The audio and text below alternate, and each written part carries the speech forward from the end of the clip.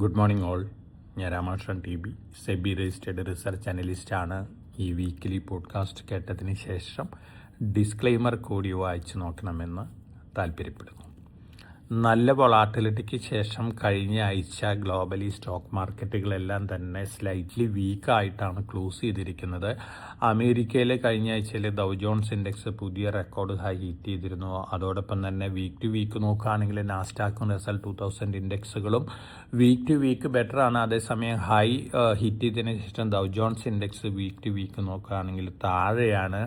അമേരിക്കയിലെ മാഗ്നിഫിസൻറ്റ് 7 കമ്പനികൾ പൊതുവെ ഒരു ഉണർവ് ഉണ്ടാക്കിയിട്ടുണ്ട്. കഴിഞ്ഞ ആഴ്ചയിൽ നല്ല റിക്കവറിയാണ് പല ലാർജ് ക്യാപ്പ് മെഗാ ക്യാപ്പ് കമ്പനികളിലും കഴിഞ്ഞ ആഴ്ച അമേരിക്കയിൽ കണ്ടിട്ടുള്ളത്. അതോടൊപ്പം തന്നെ സൗത്ത് കൊറിയയിലത്തെ SK ഹൈനിക്സിൻ്റെ ADRകൾ അമേരിക്കയിൽ ലിസ്റ്റ് ചെയ്തിരുന്നു. $149 പെർ ADR ആണ് പ്രൈസ് ഫിക്സ് ചെയ്തിരുന്നത്. ക്ലോസ് ചെയ്തിരിക്കുന്നത് $168.01 പെർ ADRനാണ്. സൗത്ത് കൊറിയയിലത്തെ പ്രൈസായിട്ട് കമ്പയർ ചെയ്യുകയാണെങ്കിൽ അറൗണ്ട് 14% ഹൈ ആയിട്ടാണ് ക്ലോസ് ചെയ്തിരിക്കുന്നത്.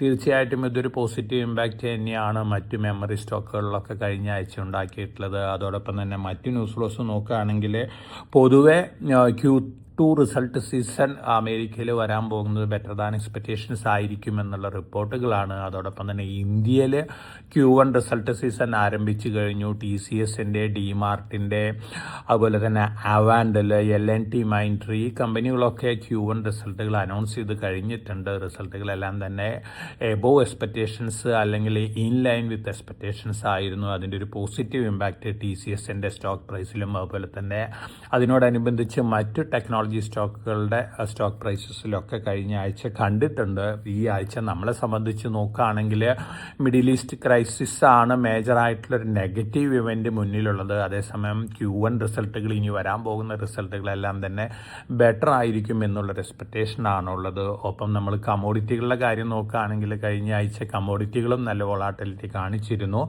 വീക്ക് ടു വീക്ക് നോക്കുകയാണെങ്കിൽ സ്ലൈറ്റ്ലി വീക്കായിട്ടാണ് ഗോൾഡ്, സിൽവർ ഈ കമോഡിറ്റികളൊക്കെ ക്ലോസ് ചെയ്തിരിക്കുന്നത്. ഗോൾഡ് $4119.4 പെർ ഔൺസിനാണ് കഴിഞ്ഞ വെള്ളിയാഴ്ച ക്ലോസ് ചെയ്തിരിക്കുന്നത്. സിൽവർ $59.76 പെർ ഔൺസിനാണ്. ഈ രണ്ട് കമോഡിറ്റികളും തീർച്ചയായിട്ടും മുന്നേറാനുള്ള സാധ്യതകളാണ് കാണുന്നത്.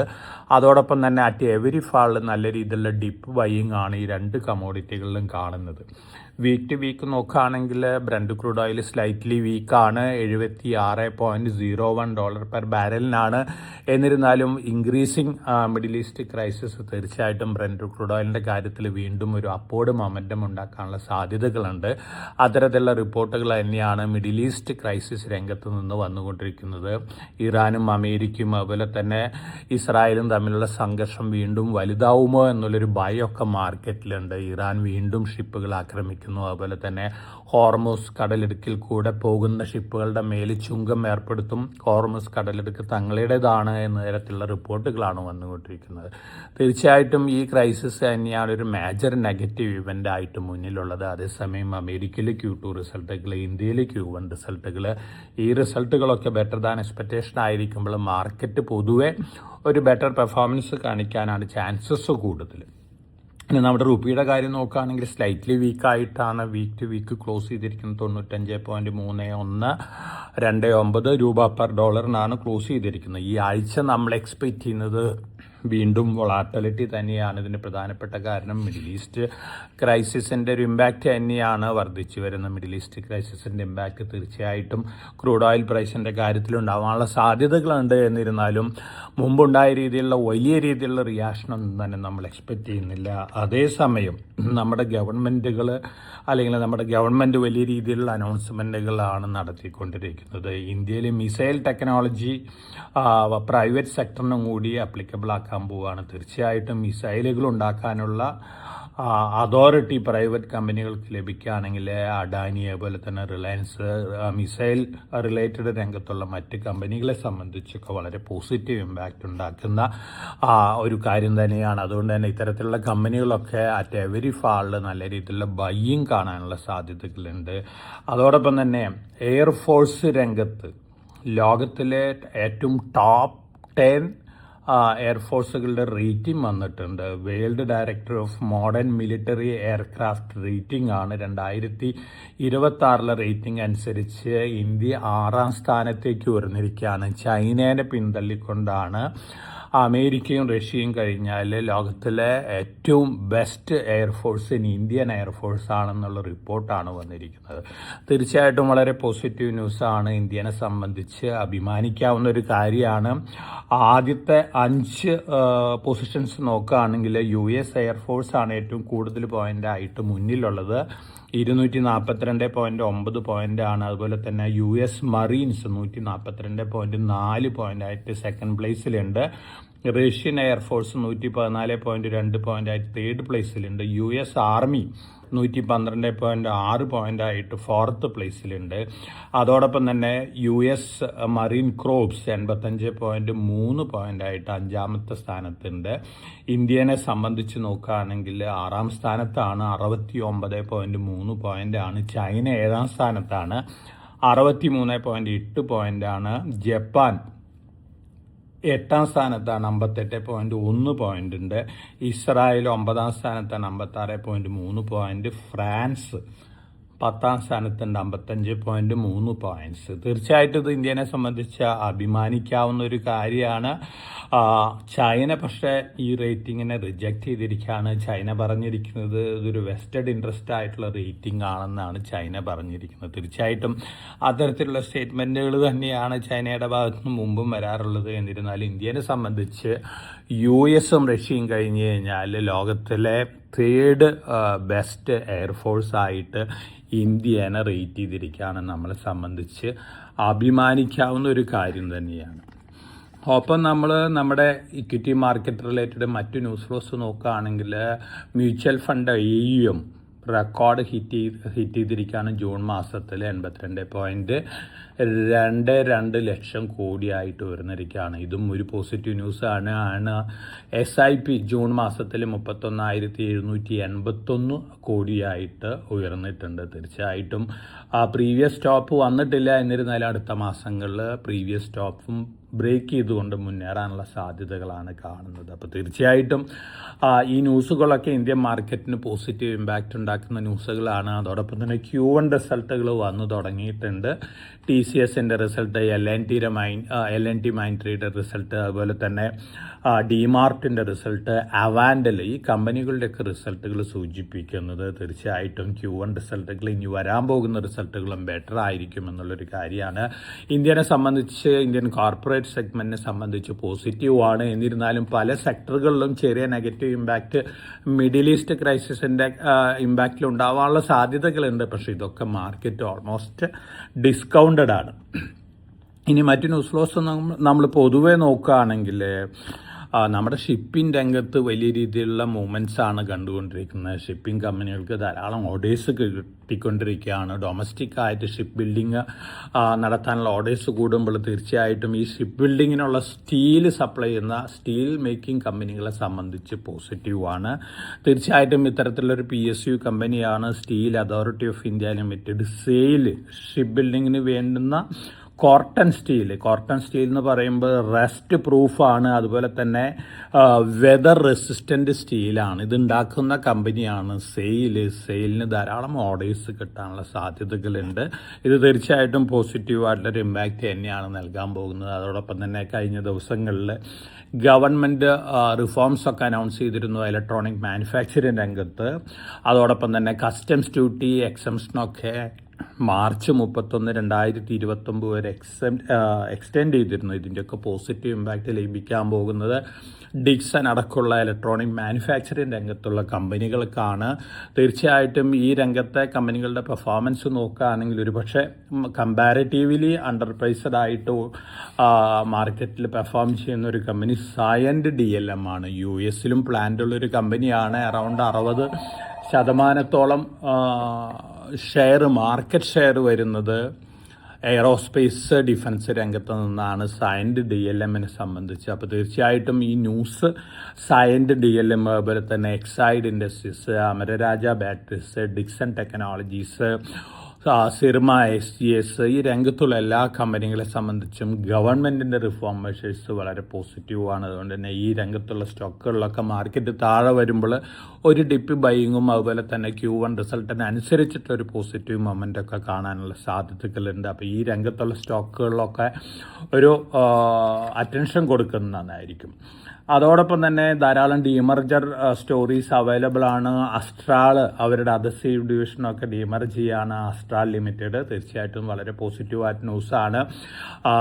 ചില നെഗറ്റീവ് ന്യൂസിൻ്റെ ഇമ്പാക്റ്റിൽ അസ്ട്രാൾ കഴിഞ്ഞ ദിവസങ്ങളിലൊക്കെ താഴെ വന്നിരുന്നു. എന്നിരുന്നാലും long time point of view demerger ഇൻവെസ്റ്റേഴ്സിന് നല്ല ഗെയിനാണ് നൽകാൻ പോകുന്നത്.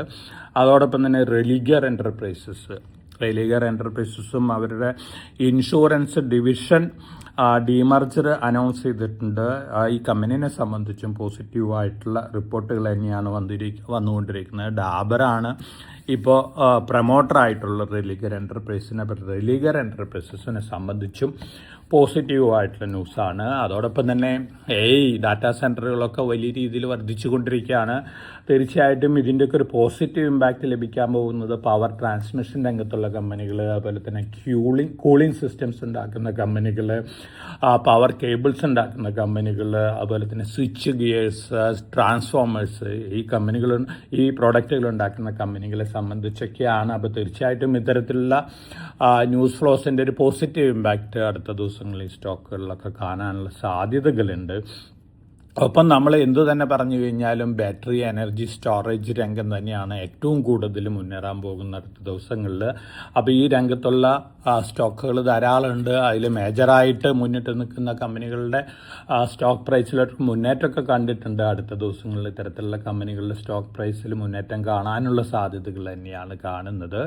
ഒപ്പം IPO മാർക്കറ്റും ചൂട് പിടിക്കുകയാണ്. IPO മാർക്കറ്റിൻ്റെ കാര്യം നോക്കുകയാണെങ്കിൽ ഓൾറെഡി നമ്മൾ ഇൻവെസ്റ്റേഴ്സിന് സജസ്റ്റ് ചെയ്തിട്ടുള്ള മെയിൻ ബോർഡ്, അതുപോലെ തന്നെ SME IPOs ഉണ്ട്, ദേവ്സൺ കാറ്റലിസ്റ്റ്, അതുപോലെ തന്നെ laser Power and infra already open ആണ്. ഈ IPOസിൽ അപ്ലൈ ചെയ്യുന്നത് നന്നായിരിക്കും. അപ്പം ഈ ആഴ്ചയിൽ SBI ഫണ്ട് മാനേജ്മെൻറ്റ് ലിമിറ്റഡിൻ്റെ IPO വരുന്നുണ്ട്. SBI ഫണ്ട്സ് മാനേജ്മെൻറ്റ് ലിമിറ്റഡ് ആണ് ഇന്ത്യയിലത്തെ ഏറ്റവും വലിയ AMC. 1 രൂപയാണ് ഫേസ് വാല്യൂ. 574 രൂപയാണ് IPO പ്രൈസ് വരുന്നത്. തീർച്ചയായിട്ടും ഒരു ലിസ്റ്റിംഗ് ഗെയിൻ കിട്ടാൻ സാധ്യതയുള്ളൊരു IPO ആണ് SBI Funds Management Limited. Main ബോർഡിലാണ്. ഓൾറെഡി മെയിൻ ബോർഡിൽ ഓപ്പൺ ആയിട്ടുള്ള ലേസർ പവർ ആൻഡ് ഇൻഫ്ര ഉണ്ട്. അപ്പോൾ ഈ 2 IPOസിലും ഇൻവെസ്റ്റേഴ്സിന് അപ്ലൈ ചെയ്യുന്നതായിരിക്കും. ഒപ്പം ദേവ്സൺ കാറ്റലിസ്റ്റ് BSE SMEയിൽ ഓപ്പൺ ആയിട്ടുള്ള SME IPO ആണ്. അതോടൊപ്പം തന്നെ ഈ ആഴ്ചയിൽ മറ്റൊരു SME IPO കൂടി BSE SMEയിൽ ഓപ്പൺ ചെയ്യുന്നുണ്ട്. Mill Works Technologies Limited. റെയിൽവേസിന്, അതുപോലെ തന്നെ എയറോസ്പേസ് രംഗത്ത്, ഡിഫൻസിനൊക്കെ ധാരാളം പാർട്സുകൾ സപ്ലൈ ചെയ്യുന്ന ഒരു കമ്പനിയാണ്. സെമി കണ്ടക്ടർ രംഗത്തിനും പാർട്സുകൾ സപ്ലൈ ചെയ്യുന്നുണ്ട്. നല്ലൊരു IPO ആണ്. 10 രൂപയാണ് ഫേസ് വാല്യൂ. ജൂലൈ 14 ആരംഭിച്ച് 16 ക്ലോസ് ചെയ്യുന്നത്. 400 ലോട്ട് വരുന്നത്. 2 ലോട്ട് അപ്ലൈ ചെയ്യണം റീറ്റെയിൽ ഇൻവെസ്റ്റേഴ്സ്. അപ്പോൾ 800 ഷെയർ അപ്ലൈ ചെയ്യണം. 331 രൂപയാണ് അപ്പർ പ്രൈസ് ബാൻഡ് വരുന്നത്. അപ്പോൾ ഈ SME IPOയിലും അപ്ലൈ ചെയ്യുന്നതായിരിക്കും. അപ്പോൾ ഈ ആഴ്ചയിൽ നമുക്ക് അപ്ലൈ ചെയ്യാനായിട്ട് BSE SMEയിൽ 2 IPO ഉണ്ട്, മെയിൻ ബോർഡിൽ 2 IPO ഉണ്ട്, അതുപോലെ തന്നെ NSE SMEയിൽ ഓൾറെഡി ഓപ്പൺ ആയിട്ടുള്ള ഒരു IPO ഉണ്ട്. ആ IPOയിലും അപ്ലൈ ചെയ്യാവുന്നതാണ്. ഹാപ്പി സ്റ്റീൽസ് ലിമിറ്റഡ് ആണ് ഈ IPO. തീർച്ചയായിട്ടും ഇത്തരത്തിലുള്ള IPOസിൽ അപ്ലൈ ചെയ്യാനുള്ള അവസരമുണ്ട്. നല്ല IPOs ആണ്. ലിസ്റ്റിംഗ് ഗെയിൻ കിട്ടാൻ സാധ്യതയുള്ള IPOs ആണ്. ഇനി നമ്മൾ Q1 റിസൾട്ടുകൾ കഴിഞ്ഞ ദിവസങ്ങളിൽ വന്നിട്ടുള്ള റിസൾട്ടുകൾ നോക്കുകയാണെങ്കിൽ TCS better than expected revenue ആയിരുന്നു. അതുപോലെ തന്നെ L&T മൈൻഡ്രിയും ബെറ്റർ ദാൻ എക്സ്പെക്റ്റേഷൻസ് ആയിരുന്നു. ഡിമാർട്ട് ഇൻലൈൻ വിത്ത് എക്സ്പെക്റ്റേഷൻസ് ആണ്. അതേസമയം അവാൻഡൽ നല്ല റിസൾട്ടാണ് കാഴ്ചവെച്ചിരിക്കുന്നത്. അപ്പോൾ മേജറായിട്ട് വന്നിട്ടുള്ള റിസൾട്ടുകളെല്ലാം തന്നെ ഒരു പോസിറ്റീവ് ഇമ്പാക്റ്റ് ആണ് മാർക്കറ്റിന് ഓൾറെഡി വെള്ളിയാഴ്ച നൽകിയിട്ടുള്ള. അടുത്ത ദിവസങ്ങളിൽ അത്തരത്തിലുള്ള ഒരു പോസിറ്റീവ് ഇമ്പാക്റ്റ് നൽകാനുള്ള സാധ്യതകളാണ് കാണുന്നത്. അതോടൊപ്പം തന്നെ HDFC ബാങ്കിൻ്റെ കാര്യത്തിൽ ധാരാളം പോസിറ്റീവ് റിപ്പോർട്ടുകൾ വന്നുകൊണ്ടിരിക്കുന്നു. വന്നുകൊണ്ടിരിക്കുന്നുണ്ട്. SBIനെ സംബന്ധിച്ചും പോസിറ്റീവ് റിപ്പോർട്ടുകൾ വന്നുകൊണ്ടിരിക്കുന്നുണ്ട്. അപ്പോൾ തീർച്ചയായിട്ടും ഈ സ്റ്റോക്കുകളൊക്കെ ഒരു പോസിറ്റീവ് മൊമെൻറ്റം കാണിക്കാനുള്ള സാധ്യതകളുണ്ട്. ഒപ്പം ഹിൻഡാൽക്കോ അവരുടെ ഒഡീസയിലത്തെ പ്ലാന്റ് കപ്പാസിറ്റി 3 ഇരട്ടിയാക്കുകയാണ്. തീർച്ചയായിട്ടും ഹിൻഡാൽക്കോനെ സംബന്ധിച്ച് ലോങ് റണ്ണിൽ വളരെ പോസിറ്റീവ് ഇമ്പാക്റ്റ് നൽകുന്ന കാര്യങ്ങളാണ്. അതോടൊപ്പം തന്നെ നമ്മൾ EV സെഗ്മെൻ്റൊക്കെ നോക്കുകയാണെങ്കിൽ ചൈനയിൽ നിന്ന് വന്നുകൊണ്ടിരിക്കുന്ന ന്യൂസുകൾ ഇലക്ട്രിക് വെഹിക്കിൾ യൂസ് ചെയ്യുന്ന കസ്റ്റമേഴ്സിനെ സംബന്ധിച്ച് സ്വല്പം നെഗറ്റീവാണ്. Chinese association of automobiles and manufacturers magazine പറഞ്ഞിരിക്കുന്നത് ചൈനയിലത്തെ ഇലക്ട്രിക് വെഹിക്കിൾസിൻ്റെ ആവറേജ് ഏജ് എന്ന് പറയുന്നത് 1 വർഷം 8 മാസമാണെന്നാണ് പറയുന്നത്. തീർച്ചയായിട്ടും വളരെ നെഗറ്റീവ് ന്യൂസ് തന്നെയാണ്. സാധാരണ രീതിയിൽ പെട്രോൾ വെഹിക്കിൾസിൻ്റെ ചൈനയിലത്തെ ആവറേജ് വരുന്നത് 8.2 ഇയേഴ്സാണ്. തീർച്ചയായിട്ടും ഇത്തരത്തിലുള്ള ഒരു കമ്പാരിസൺ EV വെഹിക്കിൾസ് വാങ്ങുന്ന ഇൻവെസ്റ്റേഴ്സിനെ സംബന്ധിച്ച് നെഗറ്റീവാണ്. അതോടൊപ്പം തന്നെ 3 വർഷം കഴിയുമ്പോൾ EV വെഹിക്കിൾസിൻ്റെ പ്രൈസ് 43.35% ആയിട്ടാണ് ആവറേജ് പ്രൈസ് ലഭിക്കുന്നുള്ളൂ എന്നുള്ള കാര്യമാണ്. അതായത് 100% നിന്ന് 43.35% EV പ്രൈസും താഴെ വരികയാണ് 3 വർഷത്തിന് ശേഷം. അപ്പോൾ തീർച്ചയായിട്ടും EV വെഹിക്കിൾസൊക്കെ വാങ്ങി ഉപയോഗിക്കുന്ന കസ്റ്റമേഴ്സിന് ഒരു റീതിങ്ക് ആവശ്യമായിരിക്കും. കാരണം ലോങ് റണ്ണിൽ ഇത്തരത്തിലുള്ള വെഹിക്കിൾസിൻ്റെ ലൈഫൊക്കെ കുറവാണ്. അതോടൊപ്പം തന്നെ ചൈനയിലത്തെ ഒരു സിറ്റുവേഷൻ നോക്കുകയാണെങ്കിൽ 35 വയസ്സിന് താഴെയുള്ള കസ്റ്റമേഴ്സാണ് ഏറ്റവും കൂടുതൽ EV വെഹിക്കിൾസ് വാങ്ങുന്നത് എന്നുള്ള റിപ്പോർട്ടുകളാണ്. ഇത് നിങ്ങളുടെ അറിവിലേക്കായിട്ട് തന്നിട്ടുള്ളൊരു ന്യൂസ് മാത്രമാണ്. അതോടൊപ്പം തന്നെ നമ്മളെ സംബന്ധിച്ച് Q1 റിസൾട്ടുകൾ വന്നു തുടങ്ങിയാണ്. വീണ്ടും ധാരാളം കമ്പനികൾ ഈ ആഴ്ച Q1 റിസൾട്ടുകൾ അനൗൺസ് ചെയ്യും. ആ Q1 റിസൾട്ടുകൾക്ക് അനുസരിച്ചുള്ള മൂവ്മെൻ്റാണ് നമ്മൾ എക്സ്പെക്റ്റ് ചെയ്യുന്നത്.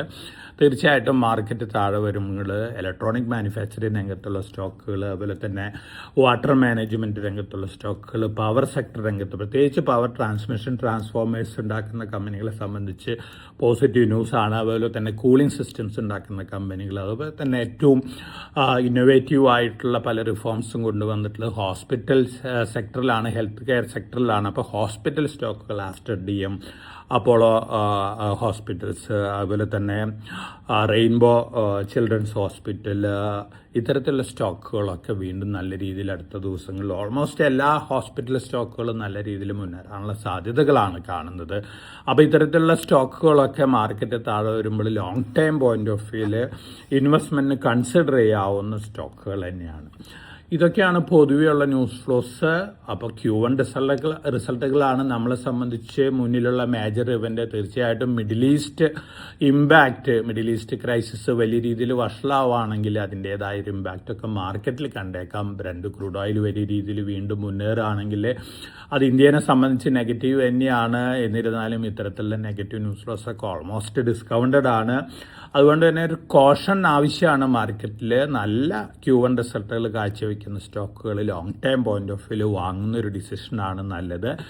എവരി ഫാളിൽ ഇത്തരത്തിലുള്ള മാർക്കറ്റ് ഫാളിൽ ഇത്തരത്തിലുള്ള സ്റ്റോക്കുകൾ വാങ്ങുന്നതായിരിക്കും. അപ്പോൾ വളരെ കോഷ്യസ് ആയിട്ട് മാർക്കറ്റിൽ മൂവ് ചെയ്യാൻ ഞാൻ നേരത്തെ സൂചിപ്പിച്ചിട്ടുള്ള IPOസിൽ അപ്ലൈ ചെയ്യുക. അതോടൊപ്പം തന്നെ Q1 റിസൾട്ടുകൾക്ക് ശേഷം ഒരു ഓവറോൾ അസസ്മെൻറ്റിന് ശേഷം നമ്മളും സജസ്റ്റ് ചെയ്യുന്നതായിരിക്കും നല്ല സ്റ്റോക്കുകൾ.